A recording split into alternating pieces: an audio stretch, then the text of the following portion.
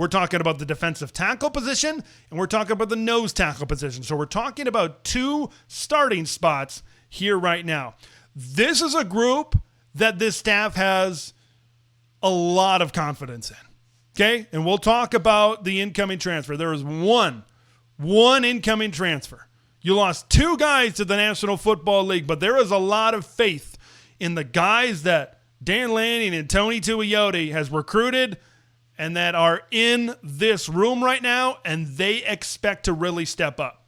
You lose Derek Harmon and you lose Jamari Caldwell. Those were 2 one-year transfers that were brought in, and they played really, really well, and they played a lot of snaps for Oregon, and they played really effectively. Mykeel Gardner is also a loss. He was I think he was recruited from a couple of years ago. He ends up transferring to Arizona State. He was kind of buried on the depth chart. He was like a high 3-star, low 4-star. Additions: Bear Alexander. Of course, we know the story with Bear. Georgia, USC, maybe some, there were certainly some other things that were talked about as to why he maybe hasn't developed into that 5-star player that he was when he came out of high school. But put all that aside, I think that this is a low-risk, high-reward transfer type of acquisition.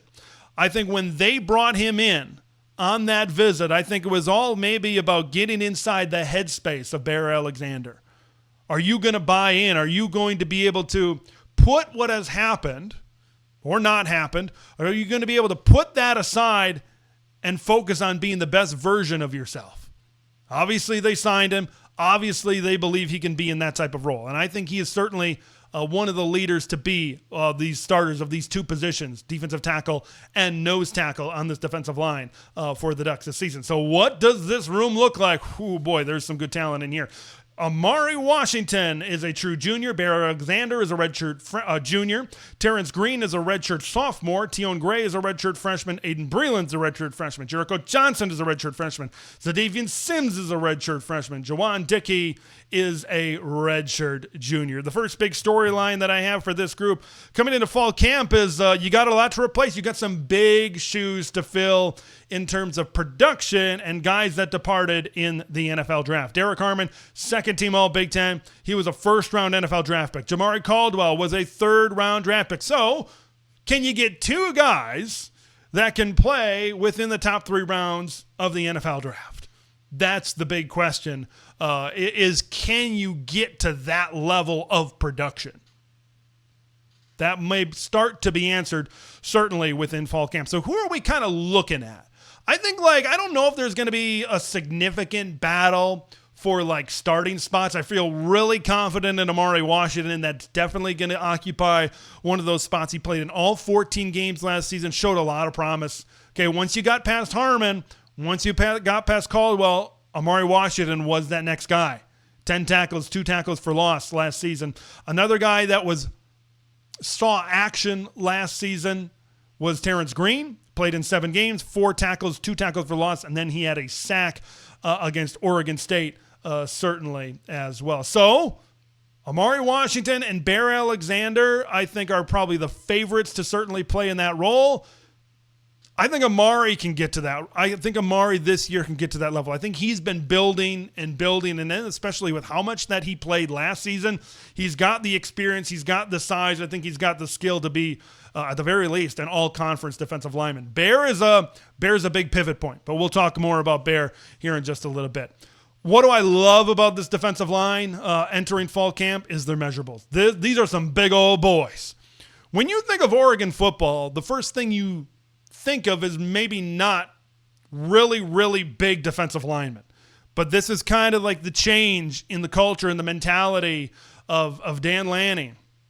It's a make of an Lanning era defense. Terrence Green, 6'5", 330. Amari Washington, 6'3", 320. Bear Alexander is 6'3", 315. When Bear Alexander is your smallest defensive lineman, you know you got some big old Big Ten beef in there.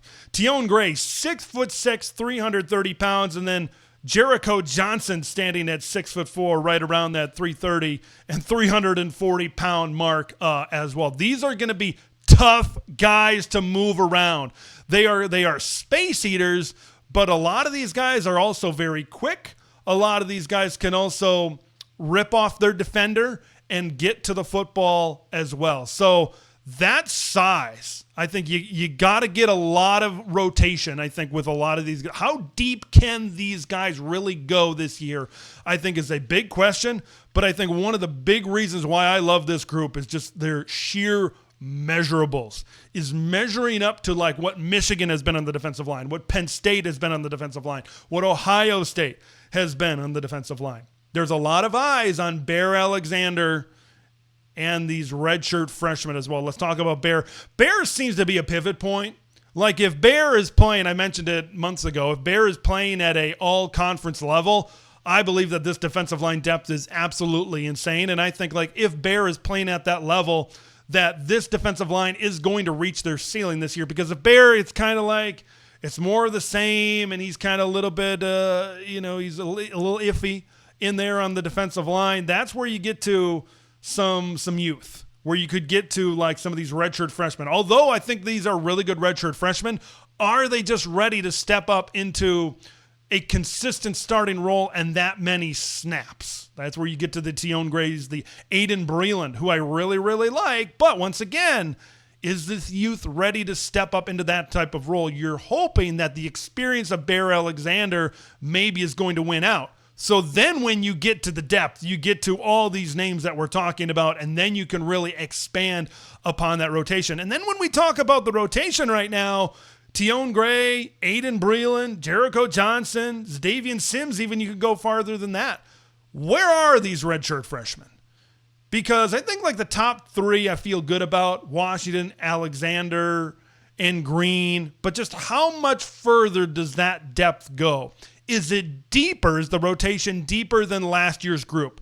I think how some of these redshirt freshmen perform during fall camp is going to go a long way to determining how deep exactly this rotation can go. Michigan and other teams have proven in years past, if you've got a really big and you've got a deep rotation on the defensive line to keep a lot of these guys fresh, it makes the top guys that much better. It gets experience for some of these younger guys as well, so that they're better when they get a starting opportunity years down the line as well. I'm really bullish on this group.